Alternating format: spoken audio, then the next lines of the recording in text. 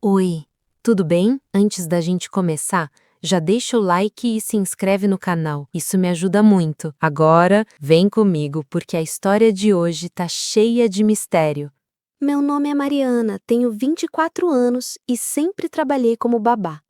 Já cuidei de crianças agitadas, tímidas, travessas, mas nenhuma delas me marcou tanto quanto o Lucas, um menino de 6 anos que morava com a mãe, Dona Sônia, numa casa antiga no interior. Tudo começou numa tarde nublada quando cheguei lá pela primeira vez. A casa era estranha, silenciosa demais, e cada móvel parecia ter sido colocado ali por alguém que só queria preencher espaço, não decorar. Antes de sair para trabalhar, Dona Sônia me disse: "Se ele começar a falar sozinho, deixa, Lucas tem um amigo imaginário. Isso ajuda ele a dormir." Mas o jeito dela falar aquilo não parecia normal. Ela disse com pressa, desviando os olhos, como quem evita tocar num assunto perigoso. Quando ela saiu, fui até o quarto de Lucas. Ele era um menino quieto, mas muito educado. Estava sentado no chão, alinhando carrinhos perto da cama e olhando fixamente para o canto escuro ao lado do guarda-roupa. "Oi, Lucas, posso brincar com você?" perguntei. Ele não respondeu para mim. Respondeu para o canto. "Ela pode, né? Ela é legal." Eu gelei. "Lucas, com quem você está falando?" Ele sorriu, mas não era sorriso de criança feliz. Era como se estivesse orgulhoso de me apresentar a alguém. "Com o visitante", disse. "O visitante fica aqui comigo quando a mamãe não tá." Até aí eu ainda tentava pensar que fosse imaginação dele, mas algo me incomodava. Lucas nunca tirava os olhos daquele canto. Era como se realmente houvesse alguém ali, observando. A noite foi tranquila, até umas 9h30, quando comecei a ouvir um barulho vindo do guarda-roupa. Um arranhado suave, repetitivo, como unhas raspando na madeira. "É só o vento", pensei, mas não tinha vento. A janela estava fechada. Quando fui ver Lucas, ele estava sentado na cama, abraçando os joelhos e encarando o escuro. "O visitante tá bravo", sussurrou. "Por que, Lucas?" "Ele disse que você não gosta dele." Um arrepio subiu pela minha nuca. "Eu nem conheço ele", respondi, tentando manter a calma. Lucas inclinou a cabeça, como se estivesse escutando alguém falar baixinho. Depois repetiu, em um tom sério demais para uma criança: "Ele disse que você vai conhecer." Eu tentei brincar, mudar o assunto, mas Lucas ficou quieto, parando de piscar por longos segundos, como se estivesse hipnotizado. E então ele deu um sorriso estranho, lento, quase forçado. "Ele quer brincar com você." Eu não consegui responder. Na madrugada, fui até a cozinha beber água. A casa estava silenciosa, mas não o silêncio normal de quando todos dormem. Era um silêncio pesado, como se a casa estivesse segurando a respiração. Foi quando ouvi passos pequenos, descalços, vindo do quarto do Lucas. Subi as escadas devagar, com o coração disparado. A porta do quarto estava entreaberta. Empurrei e encontrei Lucas sentado no chão, virado de costas para mim, olhando para o mesmo canto. "Lucas, você tá acordado por quê?" Ele respondeu sem virar: "Eu não tô acordado."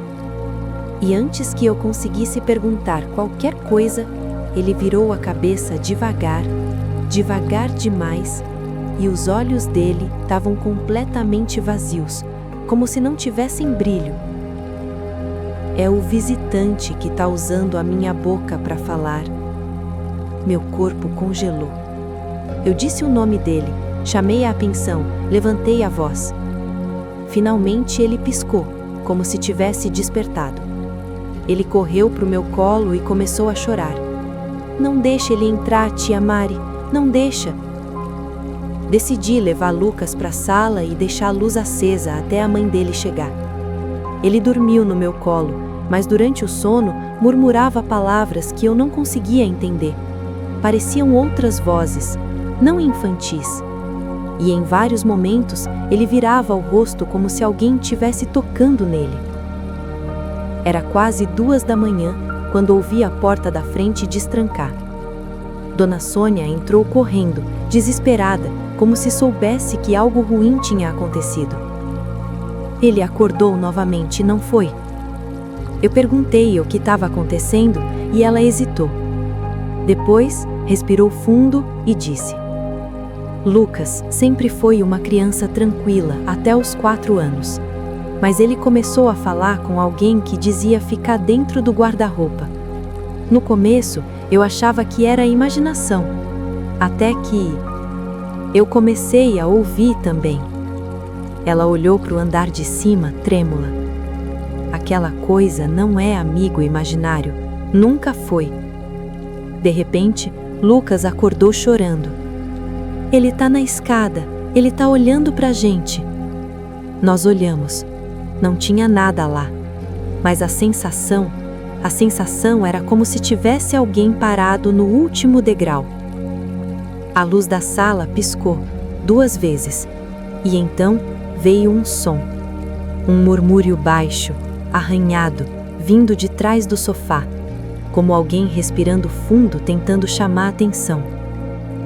Sônia correu, pegou Lucas no colo e começou a sussurrar uma oração. Lucas se contorcia, chorando, repetindo: Ele tá chegando perto, ele tá chegando perto. O chão tremeu levemente. Quadros balançaram. O ar ficou gelado, tão gelado que minha pele queimou. E então, silêncio. Um silêncio tão profundo que doía nos ouvidos. Depois disso, nunca mais aceitei ficar naquela casa. Dona Sônia se mudou com Lucas para outra cidade poucas semanas depois. Mas às vezes, no meu apartamento, sozinha, tarde demais da noite, eu sinto aquele mesmo frio, aquele mesmo peso no ar. E às vezes, quando passo perto do guarda-roupa, eu escuto uma respiração lenta, muito lenta, e uma voz baixa, arranhada, quase humana. Mariana, eu achei você.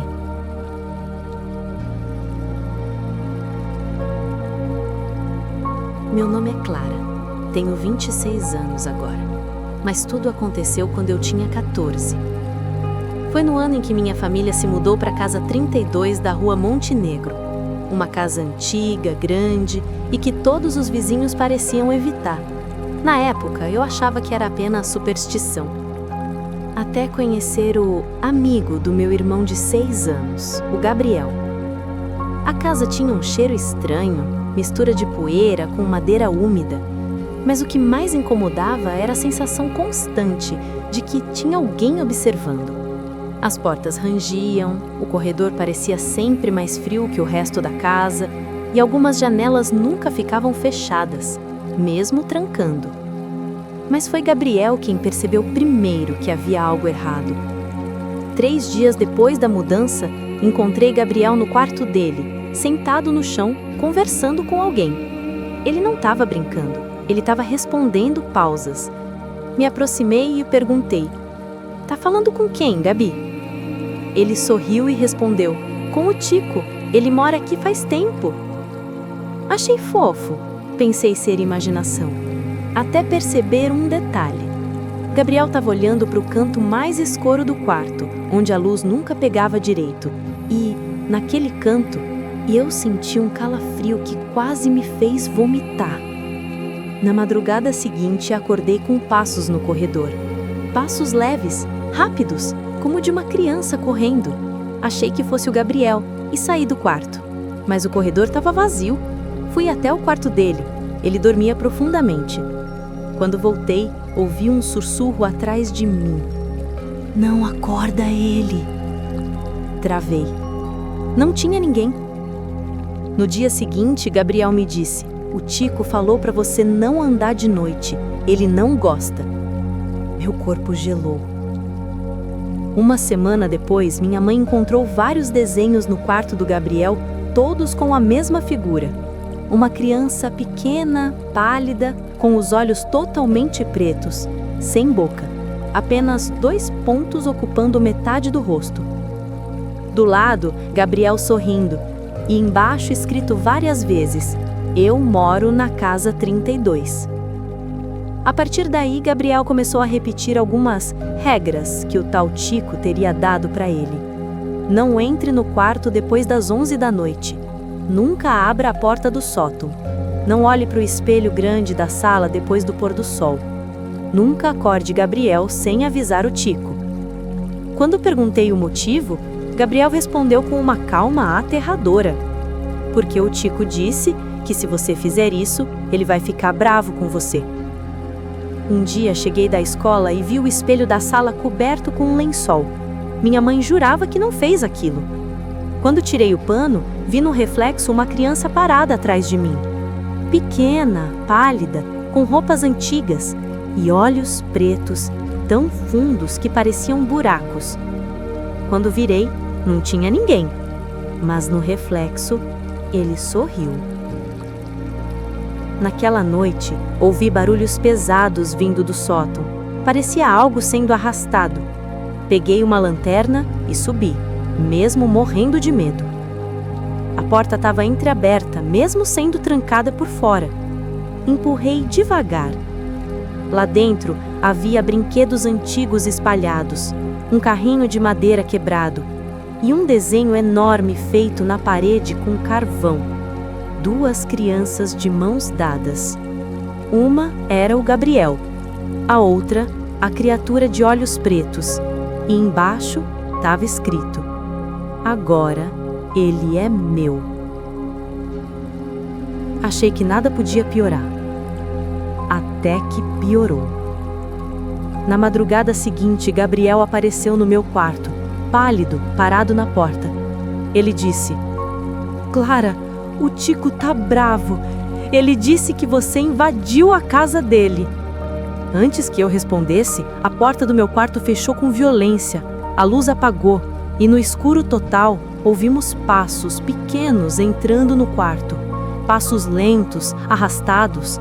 Depois uma respiração infantil bem perto da nossa cara e uma voz infantil, porém deformada, dizendo: "Você não devia ter subido, Clara". Senti algo tocar meu cabelo, como dedos frios. Gabriel começou a chorar. Eu o peguei no colo e corri. A porta abriu sozinha, como se alguém deixasse a gente sair. Quando olhei para trás, vi a silhueta da criança parada no meu quarto, olhos escuros brilhando, imóvel, observando. No dia seguinte, minha mãe não discutiu. Empacotou tudo e fomos embora. Deixamos móveis, roupas, tudo. No entrar no carro, Gabriel olhou para a janela da casa 32 e acenou. Eu perguntei: "Gabi, para quem você está acenando?" Ele respondeu: "Pro Tico. Ele tá ali na janela dando tchau pra gente". Eu olhei e por menos de 1 segundo, juro que vi um rostinho pálido entre as cortinas. Até hoje ninguém mora lá. E às vezes, quando passo pela rua Montenegro, sinto a mesma presença. A casa observa, espera, como se o Tico estivesse lá dentro, procurando outra criança para brincar.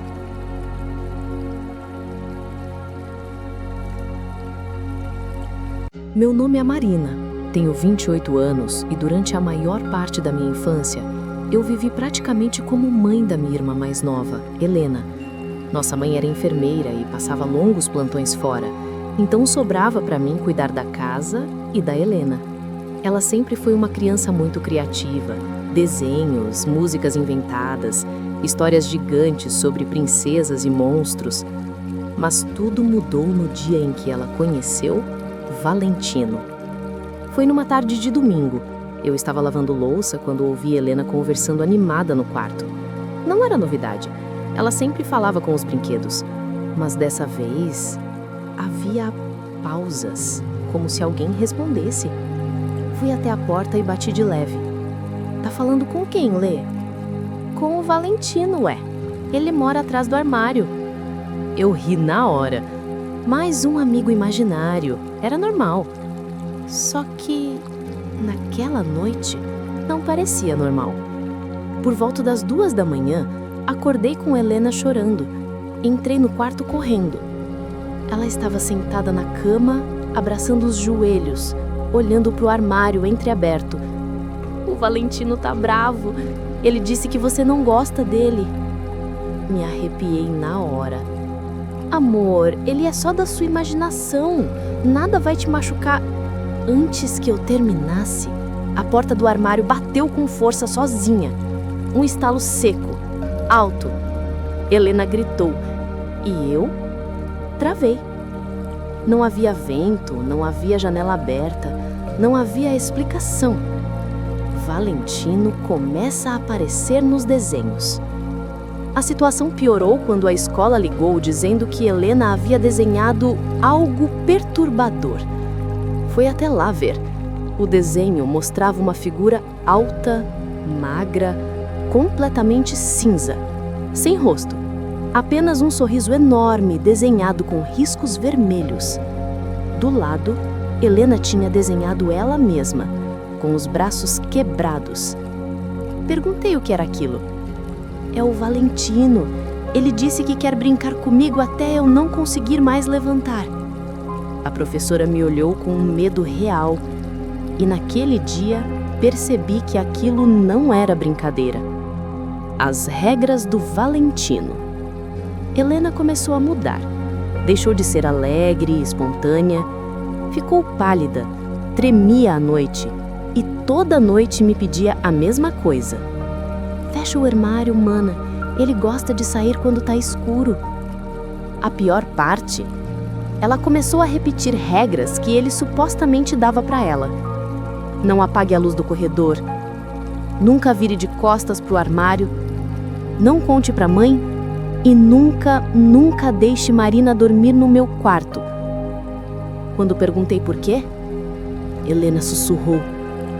Porque ele não gosta de você. E naquele momento, senti que aquilo não era apenas imaginação. Era algo vivo, algo presente. A madrugada do sorriso. A situação chegou ao limite 2 semanas depois. Acordei com Helena berrando, não chorando, berrando, como se estivesse sendo machucada. Corri até o quarto. A porta estava trancada. Do outro lado, ouvia ela dizendo: "Por favor, eu vou ser boa, eu juro. Me solta, Valentino, por favor." Consegui arrombar a porta e vi Helena suspensa no ar, a uns 20 centímetros do chão, como se algo segurasse ela pelo braço invisível. O corpo dela tremia. Eu gritei o nome dela. E de um nada, ela caiu, como se tivessem largado. Ela correu para mim agarrada, chorando, com o nariz sangrando. E o armário estava escancarado. A verdade escondida no quarto. Quando nossa mãe chegou, tentei explicar, mas ela achou exagero, estresse, imaginação infantil. Até o dia seguinte, quando fomos arrumar o quarto. Ao mover o armário, que estava um pouco afastado da parede, encontramos algo que ninguém esperava. Várias marcas, riscos, palavras arranhadas no reboco, tudo feito com o que parecia ser unha. Entre as marcas, uma frase repetida várias vezes. Ela é minha. Naquele segundo, nossa mãe empalideceu, pegou Helena e saímos daquela casa. Nunca mais voltamos. O último contato. Helena melhorou aos poucos. Mudança de casa, acompanhamento psicológico, uma nova rotina. Mas 1 ano depois, numa noite qualquer, ela acordou aos gritos. Corri para o quarto dela. Ela estava parada diante do guarda-roupa, paralisada de medo. Perguntei o que aconteceu. E Helena, já mais velha, com a voz fraca, respondeu: "Ele achou a gente, mana. Ele disse que ainda lembra do seu nome." E antes que eu conseguisse perguntar, ela completou: "Ele disse assim, com aquela voz estranha: Marina." Eu ainda sonho com aquela voz. E toda vez que acordo no meio da noite, eu verifico o armário. Só para garantir.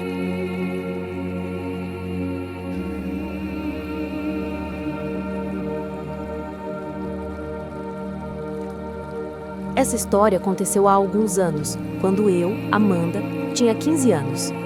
Meus pais decidiram se mudar para uma casa afastada da cidade, uma construção antiga, perto de uma estrada que quase ninguém usava. A gente só escolheu aquela casa porque era barata demais, e agora eu sei exatamente por quê. No primeiro dia, percebi que a casa tinha um cheiro estranho, como madeira velha misturada com algo doce, quase enjoativo. Meu irmão mais novo, Paulo, tinha apenas 7 anos. Ele foi o único que pareceu gostar da casa. Assim que entrou, já correu pelos cômodos e subiu as escadas como se conhecesse tudo. Eu achei que era empolgação, mas no fim da tarde, quando fui chamar ele para jantar, ouvi Paulo conversando com alguém no quarto. Ele falava baixo, pausadamente, como se estivesse ouvindo respostas. Perguntei com quem ele falava e ele respondeu: "Como Miro, ele mora aqui." Perguntei quem era e ele disse que vai cuidar da gente. Na hora achei que fosse imaginação, mas o olhar do Paulo estava tão sério, tão sincero, que eu senti um arrepio. Com o passar dos dias, Paulo começou a agir de forma estranha. Ele acordava no meio da noite e saía pelo corredor falando sozinho. Às vezes, eu via ele parado na porta do meu quarto, imóvel, como se estivesse ouvindo alguém ao lado dele. Sempre que eu perguntava, ele dizia: "É só o Miro, ele gosta de andar de noite." A primeira coisa realmente assustadora aconteceu 2 semanas depois. Nossa mãe encontrou no quarto do Paulo vários papéis riscados com a mesma figura. Uma criança alta demais para ter a idade de um menino, com braços compridos e mãos finas, e sem rosto definido, só 2 olhos escuros, redondos, enormes. Perguntei se ele tinha desenhado. Ele disse que não. Foi o Miro, ele queria que você visse.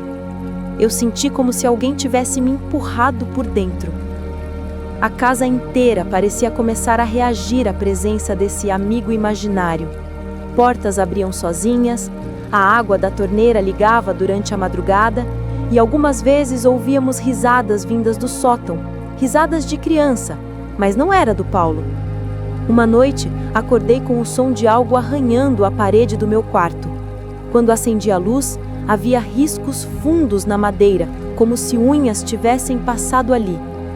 No dia seguinte, perguntei ao Paulo se ele sabia o que tinha acontecido. Ele me olhou sério, como se não fosse ele mesmo, e disse: "O Miro estava tentando entrar. Ele disse para você não trancar a porta." Eu quase desmaiei. As coisas pioraram de verdade quando eu encontrei Paulo sentado no quintal, olhando fixamente para o balanço velho que ficava perto da cerca. O balanço se movia sozinho, como se alguém tivesse sentado ali. O vento estava parado. Eu não ouvi folhas mexerem, nem senti brisa, apenas o balanço, andando devagar, para frente e para trás. Paulo disse: "É o Miro brincando, ele quer que você venha também." Eu recusei, e o balanço parou na mesma hora, seco, como se fosse uma resposta. Numa outra noite, escutei batidas leves na porta do meu quarto. Pensei que fosse meu irmão, mas quando abri, o corredor estava completamente vazio. Olhei para o quarto dele. A porta estava fechada. Antes que eu desse um passo, ouvi uma voz infantil, bem atrás de mim, sussurrando: "Amanda." Eu travei, não consegui virar. E então a voz continuou: "O Paulo disse que você não quer ser nossa amiga." Quando consegui finalmente correr até o quarto dos meus pais, eles disseram que eu estava com um pesadelo. Mas não era pesadelo. A voz vinha de dentro da casa, longe demais para ser minha imaginação. O ponto mais assustador aconteceu no final do mês. Era tarde da noite quando eu ouvi Paulo falando alto. Corri para o quarto dele. Ele estava sentado na cama, olhos arregalados, olhando para o canto do teto. Segui o olhar dele e meu corpo travou. Havia uma sombra ali, uma forma alta, magra, contorcida, como uma criança desenhada de maneira errada. E os olhos eram buracos enormes e completamente pretos. A sombra se movia devagar, descendo pela parede como um inseto. Quando chegou perto do chão, pareceu alongar o pescoço na minha direção. Eu gritei. Na mesma hora, a sombra voltou para o canto do teto e desapareceu, como se tivesse sido engolida pela escuridão. Peguei meu irmão no colo e saí correndo para a sala. Ele tremia, mas dizia baixinho: "Não adianta, o Miro vai achar a gente." Tentei acalmar ele, mas quando apaguei as luzes para levar água, ouvi passos descendo as escadas. Passos leves, rápidos, como de criança. Só que Paulo estava comigo. Eu sabia que não era ele. As luzes começaram a piscar. A porta da sala se abriu sozinha, e o som de uma risadinha passou entre nós, como se algo tivesse atravessado o cômodo correndo. Na manhã seguinte, minha mãe decidiu que íamos embora imediatamente. Não levou nem 20 minutos para colocarmos algumas roupas no carro. Deixamos a maioria das coisas para trás. Enquanto o carro se afastava, Paulo olhou pela janela e disse baixinho: "O Miro tá na porta. Ele tá triste porque você não quis brincar com ele." Eu olhei por reflexo, e na entrada da casa havia uma pequena silhueta parada, como se estivesse nos observando ir embora. Desde aquele dia, tenho pesadelos com olhos pretos me olhando do canto do meu quarto. E de vez em quando a casa fica silenciosa demais, ouço passos pequenos se aproximando da minha porta. Eu sei que ele não ficou naquela casa. Eu sinto. O Miro veio com a gente.